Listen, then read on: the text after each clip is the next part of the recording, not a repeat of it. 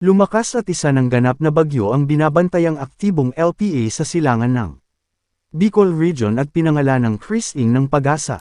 Huling namataan sa layong 725 kilometers east of Virac, Catanduanes, taglay nito ang lakas na aabot sa 45 kilometers per hour at bagyo na aabot sa 55 kilometers per hour. Kumikilos ito pa west sa bilis na 35 kilometers per hour. Posible itong lumakas pa habang papalapit sa Northern Luzon. Inaasahang tutumbukan ng bagyo ang Northern Luzon at posibleng tumama sa araw ng Biyernes o Sabado. Inaasahang palalakasan at hahatakin din nito ang habagat na magdadala ng malawakan at matitinding pag-ulan sa malaking bahagi ng bansa, partikular sa kanlurang bahagi sa mga susunod na araw. Tropical Cyclone Update. Ang bagyong Chris Ing nakakaapekto ito ngayon sa bahagi ng Bicol Region, Eastern Visayas, Dinagat Islands, at Surigao del Norte.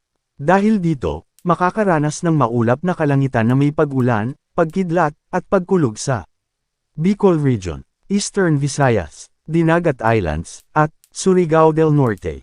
Posibleng tatango ito sa Northern Luzon. Abangan ang susunod na mga update tungkol dito. Southwest Monsoon o Habagat. Nakakaapekto ito ngayon sa nalalabing bahagi ng bansa. Dahil dito, makakaranas ng maulap na kalangitan na may pag-ulan, pagkidlat, at pagkulog na posibleng magdulot ng mga pagbaha o pagguho ng lupa dahil sa katamtaman hanggang minsang malakas na pag-ulan sa Metro Manila, Mimaropa, Cavite, Laguna, Batangas, Zambales, Bataan, ang nalalabing bahagi ng Visayas, at ang nalalabing bahagi ng Mindanao. Samantala, ang nalalabing bahagi ng Luzon ay makakaranas ng bahagyang maulap hanggang maulap na kalangitan na may posibleng pulupulong pag-ulan o pagkidlat at pagkulog na posibleng magdulot ng mga pagbaha o pagguho ng lupa sa tuwing severe thunderstorms.